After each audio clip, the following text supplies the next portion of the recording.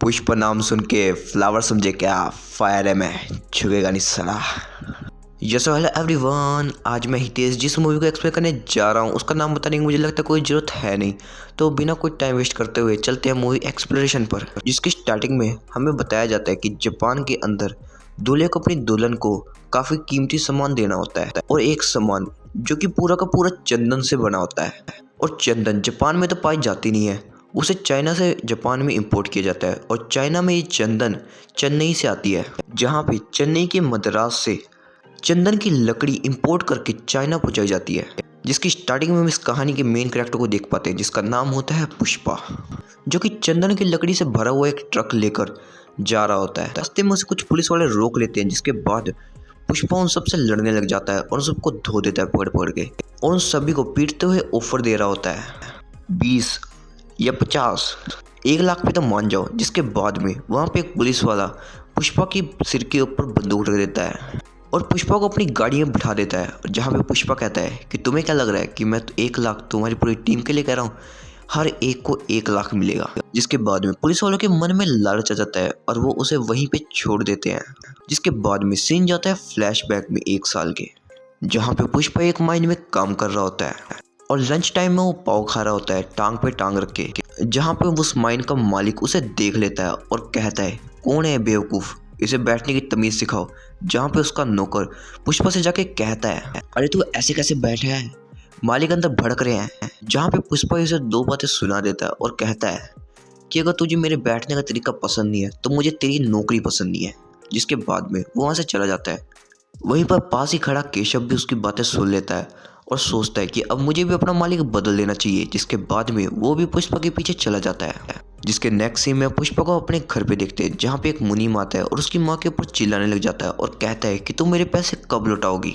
जहाँ पर पुष्पा अपनी गाय को बेच के उसको 5000 रुपये दे देता है और कहता है जैसे तूने मेरी माँ को पूरे गांव के सामने जलील किया है, वैसे ही अब तू पूरे गांव को जाके बताएगा कि पुष्पा ने मेरे पैसे चुत्ते कर दिए हैं। इसके बाद में वो मुनीम हर एक के घर पे जाता है और कहता है कि पुष्पा ने मेरे पैसे दे दिए हैं। जिसके बाद में वो मुनीम वहां से जाने से पहले पुष्पा से कहता है या तो तेरा ये घमंड तुझे मिट्टी में मिला देगा या दुनिया का राजा बना देगा। जिसके नेक्स्ट सीन में पुष्पा काम के इंतजार में गाड़ी का वेट कर रहा होता है। वहाँ पे 2 गाड़ी आती है, 100 की 1000 की। जहाँ पे पुष्पा केशव से पूछता है कि ये 100 और 1000 का क्या फ़र्क है। जहाँ पे केशव कहता है कि 100 वाले काम में कोई भी खतरा नहीं है, लेकिन 1000 वाले काम में काफ़ी खतरा है। जहाँ पे पुष्पा 1000 वाली गाड़ी में बैठ जाता है और सीधा वो लेके जाते हैं उसे शेषाचलों के जंगलों में, जहाँ पे उन्हें चंदन की लकड़ी काटनी थी। और जहाँ पे अवैध काम होता हो वहाँ पे पुलिस क्यों ना आए। गोविंद नाम का एक पुलिस ऑफिसर अपनी टीम के साथ वहाँ उन्हें रोकने के लिए आ जाता है, जिसे देखकर सभी के सभी काम करने वाले वहाँ से भागने लग जाते हैं। तभी वहाँ पे पुष्पा आता है और कहता है हमने इतनी मेहनत से इस लकड़ी को यहाँ से निकाला है और इसे ऐसे ही छोड़ कर चले जाएं। जिसके बाद में वो सारी लकड़ी को छुपा देते हैं। और जब गोविंद वहाँ पे पहुँचता है और सबसे कहता है तुमने चंदन की लकड़ी को कहाँ पे छुपाया है। जहाँ पे पुष्पा कहता है क्या बात कर रहे हो साहब, हम नहीं जानते आप किस लकड़ी के बारे में बात करने गए हैं। जहाँ पे वो पुलिस वाला पुष्पा के सिर के ऊपर बंदूक रख देता है और कहता है बता कहाँ पे है। जहाँ पे पुष्पा कहता है यहाँ पे आपकी 1 गोली चलेगी और हमारे लोगों की 50 कुल्हाड़ियाँ। जिसके बाद में पुलिस वाला वहाँ से डर जाता है और चला जाता है। जहाँ पे हम देख पाते हैं कि केशव पूरी तरीके से पुष्पा को फॉलो करने लग गया है। और केशव जब दिहाड़ी लेने के लिए वहाँ के मालिक के पास जाता है तब वहाँ का मालिक कहता है तू पैसे लेके तो चला गया था, वो दोबारा क्यों आया। जहाँ पे वो कहता है वो वहाँ पे बैठा नहीं है राजा की तरह, मैं उसके पैसे लेने के लिए आया हूँ। जिसके बाद में वहाँ पे गोविंद आ जाता है पूरी टीम को लेकर, लेकिन पुष्पा जानता था अगर वो आज डर गया तो कभी भी जीत नहीं पाएगा। इसलिए वो एक बड़ा सारा पत्थर उठाता है और गोविंद के सिर के ऊपर मारता है। उसकी देखा देखी बाकी के लोग जो वहाँ पे काम कर रहे थे उसकी तरफ पत्थर फेंकने लग जाते हैं। इसके बाद में वो चंदन से बड़ी लकड़ी का ट्रक लेके वहाँ से भाग जाता है। जब पुलिस उसका पीछा कर रही होती है तो एक जगह पे आके पुष्पा अपने आप को अरेस्ट करवा लेता है। और जहाँ पे पुलिस उसे अपने पुलिस स्टेशन लेके खूब पीटती है और पूछती है कि चंदन की लकड़ी से भरा हुआ ट्रक आखिर है कहाँ पे। जहाँ पे वो कहता है अगर बता दिया तो मालिक मारेगा। जहाँ पुलिस वाले उससे पूछते हैं मालिक कौन है, और पुष्पा कहता है मालिक तो मैं ही है। जिसके बाद में एक पुलिस वाला कहता है कि ये ऐसे नहीं बताएगा, बोल तेरा नाम क्या है। जहाँ पे पुष्पा कहता है मेरा नाम है पुष्पा राज। जिसके बाद में वो उससे उसके पिता का नाम पूछता है और कहता है तेरे बाप का नाम क्या है। जहाँ पे पुष्पा काफ़ी ज़्यादा इमोशनल हो जाता है और उसके बाद में हमें फ्लैशबैक का सीन दिखाया जाता है जहाँ पे पुष्पा अपनी माँ के साथ एडमिशन करवाने के लिए एक स्कूल में गया था। जहाँ पे उसके सौतेले बड़े भाई आ जाते हैं और कहते हैं कि हमारे बाप ने तेरी माँ के घर पे एक चाय क्या पी ली, तूने अपना नाम हमारे परिवार के साथ जोड़ लिया, तेरा नाम सिर्फ पुष्पराज है, बोल तेरा क्या नाम है। जहाँ पे वो बच्चा धीरे से कहता है पुष्पा, वो कहता है जोर से बोल। फिर वो बच्चा जोर से कहता है पुष्पराज। जहाँ पर उसका एक कंधा ऊपर हो जाता है और यही रीज़न था कि हमें पूरी फिल्म में उसका एक कंधा ऊपर की तरफ दिखाया है। जिसके बाद में पुलिस वाले पुष्पा को छोड़ देते हैं। वहाँ पर हमें इस कहानी के 3 मेन कैरेक्टर को दिखाया जाता है। ये थी रेड्डी गैंग जो कि 3 भाइयों को चलाई जा रही थी। सबसे छोटा था जोली रेड्डी जिसे हर वक्त अपने बिस्तर पे एक लड़की चाहिए होती है। जिसके बाद में आता है इसका बड़ा भाई जग्गा रेड्डी जो कि इन सभी भाइयों में सबसे ज़्यादा होशियार था, सारा काम यही देखता था। जिसके बाद में लास्ट में आता है सबसे बड़ा भाई जिसका नाम था कोंडा रेड्डी। जहाँ पे वो दोनों भाई पुष्पा के पास में आते हैं और उससे पूछते हैं आखिर तूने हमारी लकड़ी को कहाँ छुपाया है। जहाँ पे साथ में खड़े पुलिस वाले कहते हैं कि इसने वहाँ पे भी कुछ नहीं बताया। जहाँ पे पुष्पा कहता है कि अगर पुलिस वाले को बताता तो क्या मिलेगा, इनको बताता तो कुछ शायद मिल भी जाता। चल ठीक है भाव, 5 लाख में डील डन करते हैं। जहाँ पे उसकी बातें सुनने के बाद वो कहते हैं ओए जंगली, तुझे हम 5 लाख रुपए देंगे, ज़्यादा बोलेगा तो तेरी लाश यहीं पे गाड़ दूंगा, तू जानता नहीं है हम कोंडा रेड्डी के भाई हैं। जहाँ पे उनकी बातें सुनने के बाद पुष्पा कहता है कि अगर लकड़ियों का पता मैं नहीं बताऊंगा तो क्या तुम्हें कोंडा रेड्डी बताएगा। जहाँ पे और कुछ रास्ता ना देखते हुए वो उसके बात पे मान जाते हैं। जहाँ पे पुष्पा उन्हें वहीं पे लेके जाता है जहाँ पे उसने अपने आप को अरेस्ट करवाया था और कहता है कि मैंने सारी लकड़ियों का भरा हुआ ट्रक इस कुएं में गिरा दिया था। जिसके बाद में इसके शानदार दिमाग को देखते हुए जग्गा रेड्डी से पूरे 5 लाख रुपए दे देता है और अपनी टीम में भी ज्वाइन करवा लेता है। जिसके बाद में जब पुष्पा वापस घर जाने के लिए उसकी गाड़ी में बैठने वाला था तभी जोली रेड्डी उसे कहता है ओ जंगली, तुझे क्या लगा हम तेरे को यहाँ पे लेके आए तो वापस लेके भी जाएंगे, ये ले 20 रुपये और बस पकड़ के निकल ले। जिसके बाद में पुष्पा का ईगो हर्ट हो जाता है और वो केशव से पूछता है कि डब्बा कितने का आता है। जहाँ पे केशव कहता है कि भाई ये 5 लाख में आ ही जाएगा। जहाँ पर पुष्पा कहता है जब मेरे लिए भी एक ऐसा सा लेके आ लाल रंग का। जिसकी बात सुनने के बाद केशव कहता है भाई ये क्या कह रहे हो आप, हम फिर से गरीब हो जाएंगे। जहाँ पे फिर पुष्पा कहता है अब बात ईगो पे आ गई है, अपन आया भी उसी गाड़ी में था और जाएगा भी उसी गाड़ी में। जिसके बाद में केशव ऐसी से एक लाल रंग की गाड़ी ले आता है जहाँ पे पुष्पा उस गाड़ी को अपनी माँ को भी दिखाता है। जहाँ पे ये तीनों ही काफ़ी ज़रा खुश हो रहे होते हैं। इसके नेक्स्ट सीन में कोंडा रेड्डी के घर पे पुष्पा जाता है जहाँ पर कोंडा रेड्डी ने उसे खुद बुलाया होता है। वहाँ पे एक मीटिंग चल रही होती है जहाँ पर कुछ और ट्रक चलाने वाले पुलिस के अपने चेक पोस्ट पर आते ही अपनी गाड़ी को वहीं पे छोड़ के चले जाते हैं। जिसके कारण उनका काफ़ी सारा माल पुलिस के हवाले पकड़ा गया है। जहाँ पर पुष्पा कहता है अगर नाचना ना है तो नाचना नहीं चाहिए, तुम्हें जरूरत है सिर्फ एक अच्छे प्लान की। जहाँ पे कोंडा रेड्डी कहता है कि तुम्हारे पास प्लान है तो बताओ। जहाँ पे पुष्पा कहता है प्लान है बॉस, अचार थोड़ी ना बेच रहा हूँ, अकेले में बताऊंगा। जहाँ पर जब वहाँ से सब चले जाते हैं तो पुष्पा कोंडा रेड्डी को बताता है कि हम दूध से भरे ट्रक को आधा आधा कर देंगे, नीचे के हिस्से में हम चंदन की लकड़ी रखेंगे और ऊपर दूध, जिससे पुलिस वाले भी हमारे ट्रक को नहीं पकड़ पाएंगे। और होता भी ऐसे ही है, पुलिस वाले उनका एक भी ट्रक नहीं पकड़ पाते और वो पुलिस वालों की नाक के नीचे से चंदन की लकड़ी को वहाँ से निकाल लेते हैं। जहाँ पर पुष्पा को दूध बेचने वाली एक लड़की जिसका नाम था श्रीवती, उससे प्यार हो जाता है। वो हमेशा उसे देखता रहता था और केशव से पूछता रहता था क्या उसने मुझे देखा। जहाँ पर केशव उससे हमेशा कह देता था नहीं भाई उसने नहीं देखा। जहाँ पर पुष्पा उससे कहता है कम से कम मेरा मन रखने के लिए तो कह देता कि उसने मेरी तरफ देखा।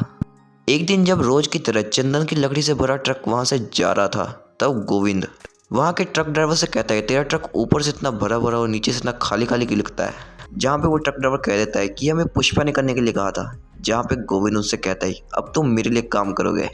जिसके नेक्स्ट सीन में हम देख पाते हैं कि श्रीवती और उसके दोस्त वहाँ पे पिक्चर देखने के लिए आए थे, लेकिन वहाँ की जो टिकट थी 15 रुपये की वो अब 100 रुपये में बिक रही थी। तभी वहाँ पे केशव आता है और कहता है कि मैं तुम्हें 1000 रुपये दूंगा, लेकिन तुम्हें मेरे दोस्त की तरफ हंस के देखना होगा। जिसके बाद में 1000 रुपये का लालच देखकर श्रीवल्ली और उसके दोस्त मान जाते हैं। इसलिए जिसके अगले दिन जब पुष्पा रोज की तरफ मंदिर में आया होता है तब वो केशव से कहता है क्या वो आज मेरी तरफ देखेगी। तब केशव कहता है 1000 रुपये तो दिए हैं, देखेगी तो जरूर। जहाँ पे पुष्पा कहता है कैसे 1000 रुपये। केशव कहता है वो पंडित जी को दिए थे मैंने 1000 रुपये, ताकि आपका प्यार सक्सेस हो सके। जिसके बाद में श्रीवल्ली भी उसकी तरफ हंसते हुए देखती है, जिसे देखते हुए अपनी तरफ पुष्पा तो मानो हवा में उड़ने लग गया था। जिसके बाद में वो केशव से कहता है कि अब तो मेरे को लगता है कि सेट हो गई लड़की, मैं अभी जा रहा हूँ उसे आई लव यू बोलने के लिए। बाकी इसमें कुछ रोमांस था जो आप सिनेमा में देखे तो ज़्यादा अच्छा रहेगा, इसलिए मैं इसे एक्सप्लेन नहीं कर रहा हूँ। और अगर कोई वीडियो को यहाँ तक देखते हुए पहुँच गया तो प्लीज़ मेरे चैनल को सब्सक्राइब कर देना और एक छोटा सा कमेंट भी कर देना। आपका हर एक कमेंट मुझे मोटिवेट करेगा आगे बढ़ने के लिए। जिसके बाद में हम एक और करेक्टर से इंट्रोड्यूस होते हैं जिसका नाम था मंगल सीनू, जिसके पास हज़ारों टन चंदन की लकड़ियां पड़ी हुई थी, जो कि अब वो कोंडा रेड्डी के हवाले रखने के लिए आया था। जहाँ पे कोंडा रेड्डी उससे कहता है कि मेरे पास एक नया बंदा आया है, जिसके आने के बाद पुलिस वालों ने हमारा एक भी माल नहीं पकड़ा। आप बेफिक्र होकर अपनी सारी चंदन की लकड़ी यहाँ पे रखवा सकते हो। लेकिन अब गोविंद को इनके ठिकाने के बारे में सब कुछ पता चल चुका था, इसलिए अपने सारी पुलिस फोर्स को लेकर उनके ठिकाने तक पहुंचने लग जाता है ताकि उन्हें रंगे हाथों पकड़ सके। और जब ये बात पुष्पा तक पहुंचती है तो पुष्पा उन सारी चंदन की लकड़ियों को पानी में बहा देता है और केशव को काफ़ी सारे पैसे देकर डैम बंद करने के लिए कहता है। जिसके बाद में जब सब कुछ खत्म हो जाता है और गोविंद वहाँ पे पहुँचता है तो उसे वहाँ पे कुछ भी नहीं मिलता है सिवाय हार के। और अब पुष्पा ने मंगल सेनों का हज़ारों टन का चंदन की लकड़ी को बचा लिया। जिसके बाद में उसकी नज़र में आ जाता है, वो उसे अपनी पार्टी में बुलाता है जहाँ पे बहुत बड़े बड़े पॉलिटिशियंस और एमएलएस थे, जो कि सभी लोग सिंडिकेट के लिए काम किया करते थे। उनका काम चंदन की लकड़ी को चाइना तक इंपोर्ट करवाना था। जहाँ पर पुष्पा को पता चलता है जो माल 1 टन का मंगल सीनू चेन्नई के मुर्गन को बेचता है 2 करोड़ में, और उसका सिर्फ 25 लाख ही कोंडा रेड्डी के भाइयों में बांटता है। वो ये सारी बातें कोंडा रेड्डी को बताता है, जहाँ पे कोंडा रेड्डी उससे कहता है ठीक है तुम खुद ही जाकर उससे पैसे बढ़ाने की बात कर लो। अगर पैसे बढ़ाने के लिए राजी होता है तो ठीक है, नहीं तो अगर कोई पंगा हो गया तो मैं तुम्हें नहीं जानता तो और तुम मुझे नहीं जानते। जिसके अगले दिन पुष्पा श्रीवल्ली के घर पे शादी का रिश्ता लेकर पहुंच जाता है। जब बात पूरी होने वाली थी तभी वहाँ पे उसका सौतेला भाई आ जाता है और श्रीवल्ली के पिता से कहता है एक सौतेले औलाद के घर पे आप रिश्ता कर रहे हैं। जिसके कुछ देर बातें सुनने के बाद पुष्पा को अपने भाई के ऊपर काफ़ी ज़्यादा गुस्सा आ जाता है। जिसके बाद में वो उसके सिर के ऊपर घड़ा दे मारता है, लेकिन इसकी लड़ाई में बीच उसकी माँ नीचे गिर के बेहोश हो जाती है। जिसके बाद में पुष्पा अपनी माँ को लेकर सीधा हॉस्पिटल पहुँच जाता है और अपनी माँ की ऐसी हाल देखकर वो रोने लग जाता है। और जब केशव उसके पास आके पहुंचता है तो पूछता है भाई आखिर आप रो क्यों रहे हो। जहाँ पे पुष्पा से बताता है कि जब मेरे बाप की मौत हुई थी तब मेरे सौतेले भाइयों ने मुझे और मेरी माँ को घर से बाहर निकाल दिया था और साथ ही मेरे बाप का आखिरी निशानी वो लॉकेट वो भी मुझसे छीन लिया था। लेकिन मैं पुष्पा राज नाम सुन के फ्लावर समझे क्या, फायर है मैं, झुकेगा नहीं साला, एक एक को देख लेगा। जहाँ पे पुष्पा सीधा अगले दिन पहुंच जाता है मंगल सीनों के पास में, जहाँ पे गायो रेड्डी की मंगल सीनों काफ़ी ज़्यादा पिटाई कर रहा होता है क्योंकि उसने उसे कहा था 25 का 50 करने के लिए। जहाँ पे मंगल सीनू उसे एमएलए के सामने ऑन द गोली मार देता है, जहाँ पे एमएलए भी कुछ नहीं कर पाता। और मंगल सीनू पुष्पा से पूछता है आखिर तू यहाँ पे क्यों आया था। जहाँ पे पुष्पा कहता है मैं भी यहाँ पे 25 का 50 करने के लिए आया था, लेकिन इतने खतरे को देखकर मुझे लगता है एक खोखा कर लेना चाहिए। जहाँ पे मंगल सिंह उसके ऊपर हमला करवा देता है, लेकिन पुष्पा भी किसी से कम थोड़ी ना था, वो एक एक को पेल के रख देता है और जाने से पहले अपना वही डायलॉग बोलता है पुष्पा नाम सुन के फ्लावर समझे क्या, फायर है मैं, झुकेगा नहीं साला। और इतने सारे कांड करने के बाद पुष्पा सीधा पहुंच जाता है चन्नी के मुर्गन के पास। उसे चंदन की लकड़ी एक सैंपल भेजता है। जिसके बाद में मुर्गन दौड़ा दौड़ उसके पास में आता है और कहता है इतना अच्छा सैंपल तो मैंने तब देखा था जब मैं ये धंधे में पहली बार आया था, उसके बाद में आज देख रहा हूँ। जहाँ पे पुष्पा कहता है अगर तुझे ये माल चाहिए तो मुझसे डायरेक्ट डील कर, बीच में मंगल सेन नहीं आएगा। और वहीं पर जोली रेड्डी को भी पता चल चुका है कि जिसने पुलिस को हमारे पूरे ठिकाने के बारे में बताया वो और कोई नहीं श्रीवल्ली का बाप होता है। जिसके बाद में जोली रेड्डी श्रीवल्ली से कहता है अगर तू अपने बाप को जिंदा देखना चाहती है तो ये कपड़े पहन और रात को मेरे साथ सोने के लिए आ जाना। जहाँ पे श्रीवल्ली भी करती तो क्या करती, इसलिए वो नहा धो के उसके पास आने से पहले सीधा पुष्पा के पास पहुंच जाती है और उससे सारी बात बता देती है कि कैसे जोली रेड्डी ने मुझे अपने पास रात को सोने के लिए बुलाया। जिसके बातें सुनने के बाद पुष्पा को काफ़ी ज़्यादा गुस्सा आ जाता है और वो सीधा जोली रेड्डी के पास पहुंच जाता है और उसकी खूब धुलाई करता है। ऐसे धुलाई करता है वैसे धुलाई करता है, बस पूछो मत कैसे कैसे धुलाई करता है। जहाँ पे केशव आता है और कहता है हमने इसके बाप को छुड़वा लिया है, इसे इतना मत मारो ये मर जाएगा। जहाँ पे जोली रेड्डी कहता है लड़ाई तेरे और मेरे बीच है। जिसकी बातें सुनने के बाद पुष्पा कहता है, ये की ना तूने मर्द वाली बात, जब ठीक हो जाए तो मेरे साथ लड़ने के लिए आ जाना। इसके नेक्स्ट सीन में हम जोली रेड्डी को देख पाते हैं जो कि हॉस्पिटल में होता है और कोंडा रेड्डी पूछता है आखिर इसकी ऐसी हालत किसने की, तुम भी कुछ नहीं बता रहे हो और ना ही ये बता रहा है। जहाँ पे एक आदमी कहता है कि कल एक लड़की अपने पिता को यहाँ से छुड़वा के लेके गई थी। जिसके नेक्स्ट सीन में केशव पुष्पा से कह रहा होता है कि कल तुमने जो जोली रेड्डी की हालत की है उसका बदला लेने की कोंडा रेड्डी मुझे लगता है जरूर आएगा। और इतने में वहाँ पे कोंडा रेड्डी आ जाता है और पुष्पा से पूछता है वो नोट का टुकड़ा तुम्हारे पास है जिससे हम हवाला का पैसा निकाल सकें। पुष्पा कहता है हाँ वो मेरे पास है, मैंने उसे संभाल के रखा हुआ है, हम कल सुबह निकलेंगे पैसे लेने के लिए। जिसके बाद में केशव को उसके ऊपर शक हो रहा होता है और वो वहाँ से निकल जाता है। और जब सुबह पुष्पा और कोंडा रेड्डी पैसे लेने के लिए निकल पड़ते हैं तब केशव वहाँ अंदर बैठा होता है और वहाँ पे काम करने वाले को एक गाना गुनगुनाते हुए सुनता है और कहता है तुझे मेरे गाने के बारे में कैसे पता। जहाँ पे वो बताती है कि गेट के बाहर से तो सबको सुनाई देता है और जो तुम कल बातें कर रहे थे कि तुमने जोली रेड्डी को खूब पीटा है, वो बातें कल कोंडा रेड्डी और मैंने भी सुन ली थी। जहाँ पर केशव ये सब जानने के बाद पुष्पा को डेंजर का सिग्नल भेज देता है। इससे पहले कि वो कुछ कर पाता कोंडा रेड्डी के लोग उसके मुंह के ऊपर कपड़ा डाल देते हैं और उसे एक जगह पे लेके खूब पिटाई करने लग जाते हैं। जहाँ पे कुछ ही देर बाद वहाँ पर मंगल सेनु के आदमी आ जाते हैं जो कि कोंडा रेड्डी को मार देते हैं। वैसे वो आए तो थे पुष्पा को मारने के लिए क्योंकि उसने डायरेक्ट डील मॉर्गन के साथ की थी, लेकिन उस बीच कोंडा रेड्डी मारा जाता है। जहाँ पे खूब सारी लड़ाई होती है और सभी लोग एक दूसरे को मारने लग जाते हैं। जिसके बाद में पुष्पा कोंडा रेड्डी के आदमी को खूब धोता है और लास्ट में पुष्पा मंगल सेनु के आदमी को भी पकड़ लेता है और उसी के फोन से मंगल सेनु को फोन करता है और वहीं पे उसके साले को मार देता है और कहता है तेरे साले को मैंने अभी 5 मिनट पहले ही मार दिया। अगले दिन गांव में शोक का माहौल था क्योंकि कोंडा रेड्डी इस गांव का बहुत ही बड़ा आदमी था। जहां पर इस वक्त एमएलए और भी बहुत बड़े बड़े लोग आए होते हैं और वहां पे मंगल सेनु भी आया होता है। वो पुष्पा और कोंडा रेड्डी के भाई जक्का रेड्डी को कहता है कि कल जो तुमने मेरे साले को मारा है मुझे उसकी बॉडी चाहिए और साथ ही तुमने सिंडिकेट के साथ भी धोखा किया है। जहाँ पे पुष्पा आके कहता है कि मंगल सेनु में कुछ कम नहीं है, हमें 25 लाख देकर 1 टन माल 25 की जगह 2 करोड़ में लेता है। क्या ये दगाबाजी नहीं है सिंडिकेट के साथ? हर किसी को अपना अपना हक मिलना चाहिए। अगर मैं सिंडिकेट का नया लीडर बन गया तो सबको मालामाल कर दूंगा। एमएलए को भी पुष्पा की बात में दम लगता है। जिसके बाद में वो सिंडिकेट का मेन हेड पुष्पा को बना देता है। जिसके बाद में पुष्पा तो मानो इस जगह का राजा बन चुका था, लेकिन इस बार उसे टक्कर देने के लिए एक पुलिस वाला आ गया था जिसका नाम था भैरव सिंह शेखावत।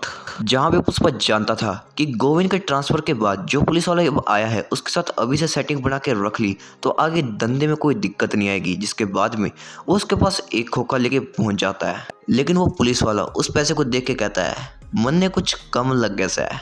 जहाँ पे पुष्पा के आदमी उन नोटों को फिर से गिनते हैं और कहते हैं साफ पैसा तो पूरा है। जहाँ पे शेखावत कहता है देख इसकी शर्ट भी सफ़ेद है और मेरी शर्ट भी सफ़ेद है, फ़र्क पता किधर है? ब्रांड दा। ब्रांड यानी बाप का नाम। देख मेरे कंधे के ऊपर मेरे बाप का नाम है। जहाँ पर पुष्पा को इसकी बातें सुनने के बाद काफ़ी ज़्यादा गुस्सा आ जाता है और वो अपनी मुट्ठी भींच लेता है। जहाँ पे पुलिस वाला कहता है ए मुट्ठी मत भींच, मुट्ठी भींचने का काम सिर्फ यहाँ पे मारा है, मुट्ठी खोल वरना गोली चला दूंगा। जहाँ पे पुष्पा कहता है और कितना कम पड़ रहा है साहिब?